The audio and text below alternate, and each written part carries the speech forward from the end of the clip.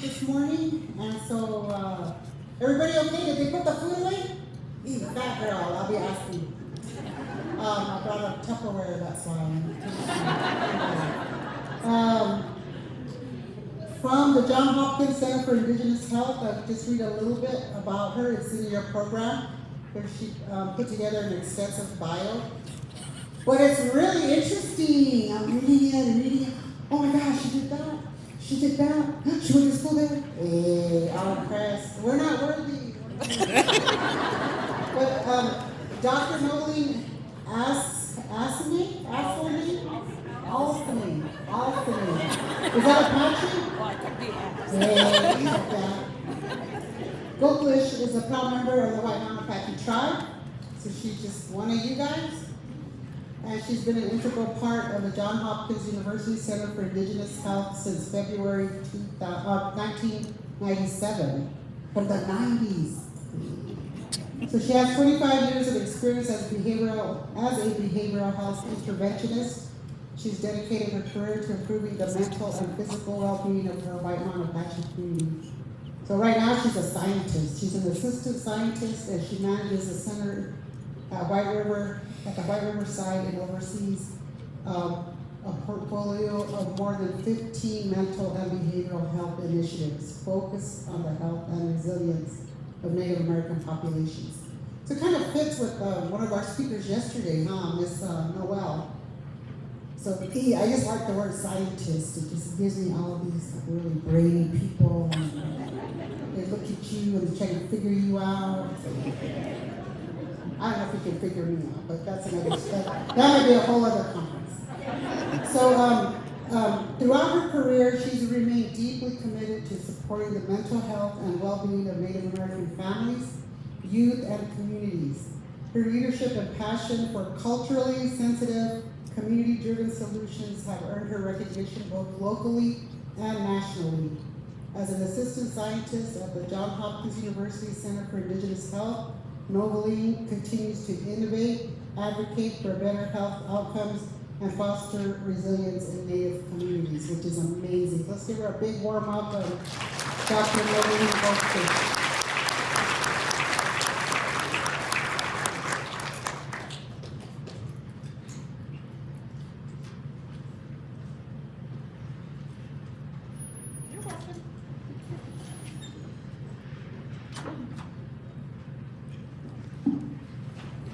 Good morning. Thank you to the MC for saying my last name. Put ass in there, sorry. My name is Novalene Goklish, and this is going to be a little bit challenging and difficult because it's, talking about my career and my educational journey. It's been a long journey, and I want to be able to just share, so I wrote my speech so that I don't leave anything out. But if you look at 27 years, it's been, that's a long time. So I'll go ahead and start reading so that I can calm down. It's my absolute honor to stand before you today as one of your keynote speakers.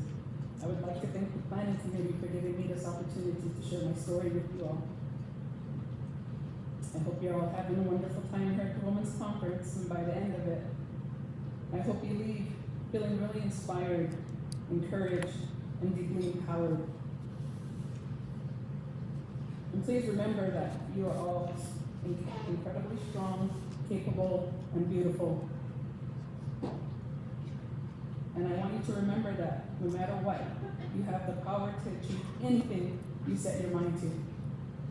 Today, I will be talking about my career path, followed by my educational journey. I'm delighted and excited to share this with my colleague Francine, who's also my dear friend. Excuse me real quick.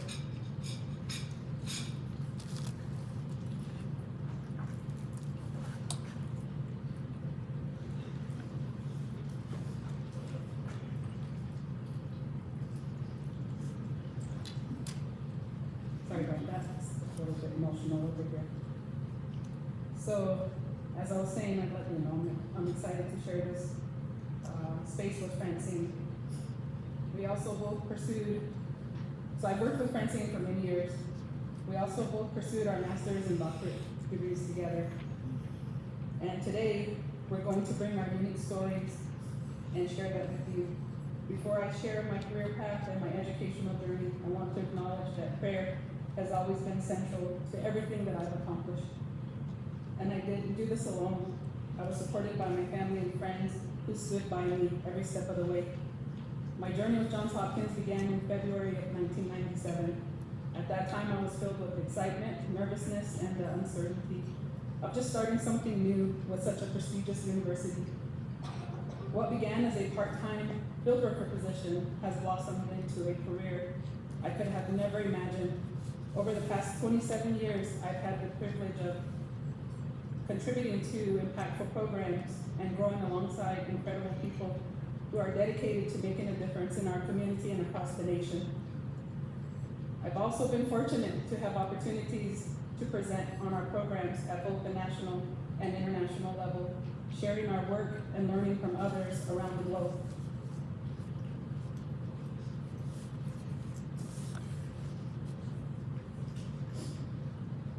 My first role at Johns Hopkins was with a program called Share Our Strength, SOS. It was a service-based program that was designed to support young mothers during their pregnancies, providing education on nutrition, breastfeeding, and family planning. In many ways, this marked the beginning of my career in healthcare and public service. But the journey didn't stop there.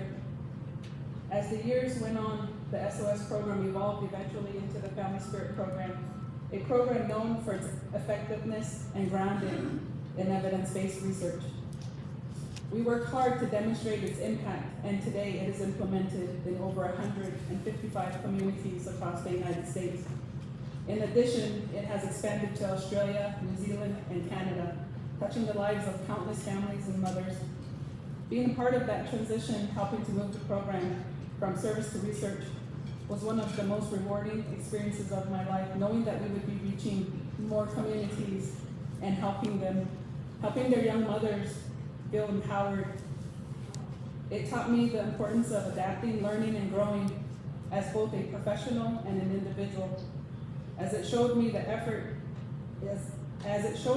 your effort is never too small when you are committed to making a meaningful change. As I gained more confidence and experience in my role, I embraced new challenges and opportunities. I expanded my involvement to include several other programs, such as in addressing infectious disease, mental health, and behavioral health. Each of these areas provided invaluable learning experiences and deepened my understanding of the interconnectedness of physical, emotional, and social well-being. One of the things I learned along the way is that in healthcare and research, you don't just stay in one lane. You take on what is needed, no matter how challenging. I learned how to draw blood, work in the lab, collect specimens. I became familiar with the technical side of things, freezing specimens and testing babies for RSV long before a vaccine became available.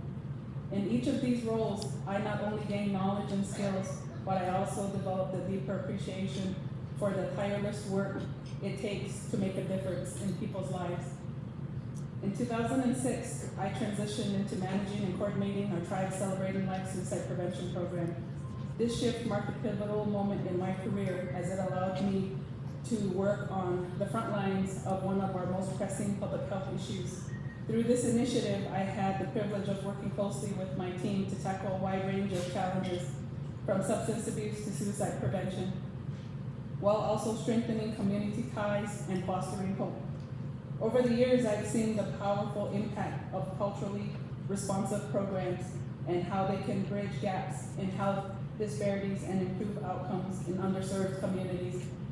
Along the way, I've been deeply inspired by communities that are resilient, and also our staff and the communities that we serve, and their willingness to continue to fight for better mental health and physical health.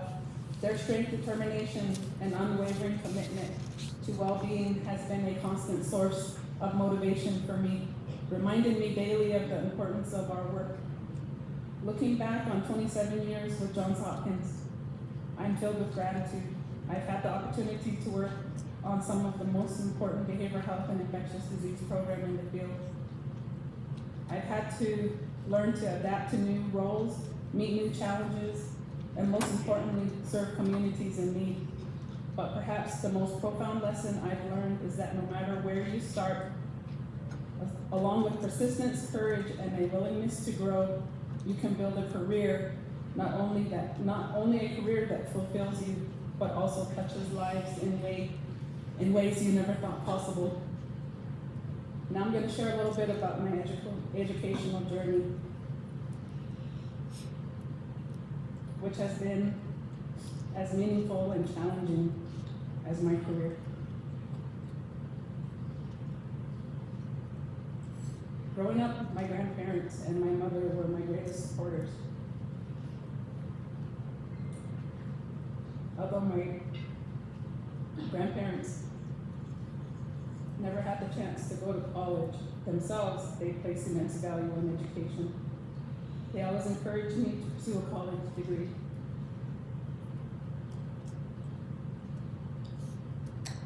They believed in me more than I believed in myself. Their faith in me became a driving force in my life. After high school, I left for college. My goal was to become a physical therapist. But after my first year, I returned home, like so many, due to financial constraints. But the Creator had other plans for me. A few years later, I became a mother, a full-time employee. Despite these responsibilities, I never gave up on my education. I continued to take classes at Northern Pioneer College and eventually earned with my associate's degree. It wasn't easy to balance work, family, and school, but I kept moving forward, taking classes when I could, and continuing to pursue my academic goals. I later applied to the University of Phoenix to pursue a bachelor's degree in business management with an emphasis in community health education. When I received the acceptance letter, I felt a surge of confidence. I knew that earning my bachelor's degree was within reach and that a master's degree could be next. At that time, I was working full-time, raising 3 young children.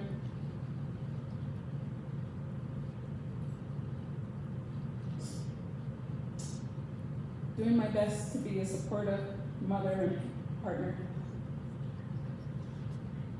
Time was tough and hard, and there were many moments when it felt impossible to juggle everything.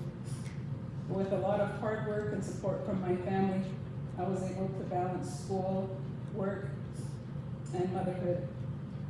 I even pushed through the heartbreak of losing my mother to breast cancer while working towards my degree.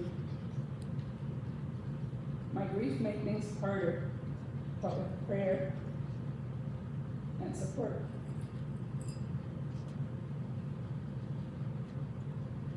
from my family, I finished my bachelor's degree. Afterwards, I took a year off to focus on my family and think about what I wanted to do next.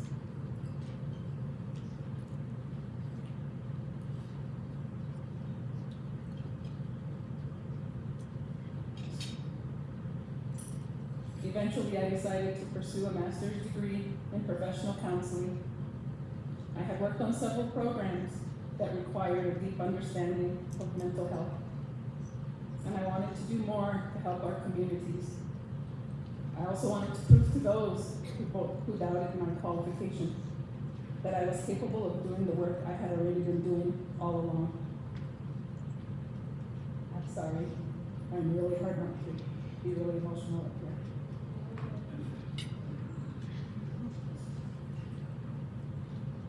I applied to Grand Canyon University and embarked on the journey of earning my master's degree. It was a challenging time. I was still a mother, a full-time employee, and juggling all the responsibilities of life. But with constant encouragement from those around me, I persevered and graduated with my master's degree. As I approached the end of my master's program, I began to seriously consider pursuing a doctorate degree. Earning a college degree requires a great deal of determination, self-discipline, and an unwavering commitment to finishing what you start.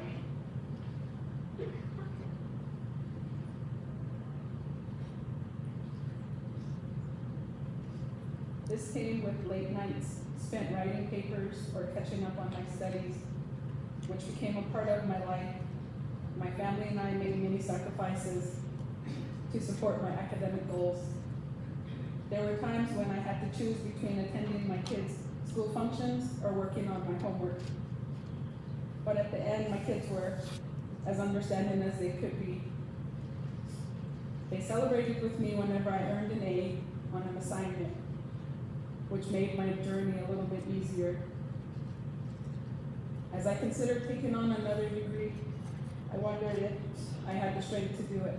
But once I made the decision, I knew I had to push forward. I applied to Arizona State University and was thrilled to be accepted into the Doctor of Behavioral Health and Management program. I was overwhelmed with emotion, but I was also filled with doubt. Could I really do this? Was I strong enough? Could I really take on this challenge? Despite the fear, I was determined to give it my all and see it through.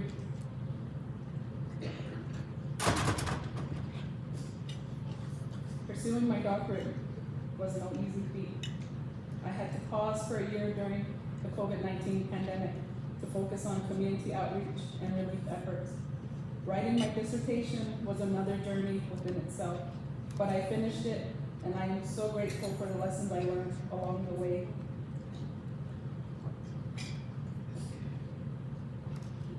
Looking back, I still can't believe how far I've come. I didn't do this for recognition. I did it for my people, for my community. I did it for a better tomorrow, for my family, and for future generations. Many people have shared that I've set the bar and that I paved the way for my children. And while I'm proud of that, I want my kids to know that I did this not for them to fill my shoes, but so they could walk beside me, pursuing their own dreams. Throughout this journey, my family has been my rock. My late grandmother, my husband Wayne, and my kids, Warren, Precious, and Summer, gave me the strength to keep going, even though the loss of loved ones, who were my biggest cheerleaders, was a difficult time. Their words of encouragement kept me on my path.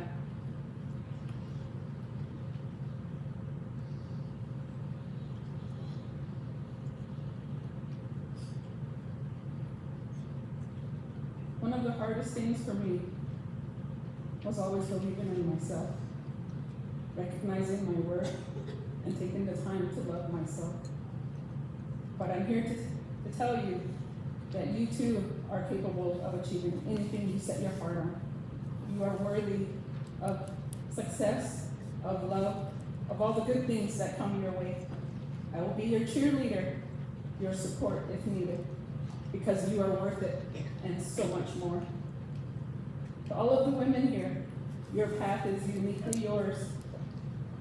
You may begin with one vision, but your journey will evolve with each of the new opportunities and challenges. But that's okay. Embrace the detours, the setbacks, and the bumps along the way. They are part of what makes you resilient, strong, and unstoppable. Trust in your abilities.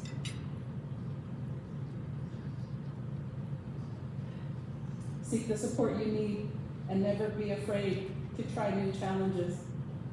You are capable, incredible, and every step of the way, you will help pave the way for future generations of Native women to stand tall and proud. I'm so thankful to have shared my story with you, as emotional as it was for me. I can't wait to hear yours. Let's continue to inspire and empower one another as we move forward stronger, braver, and united in our shared journey. Ahea.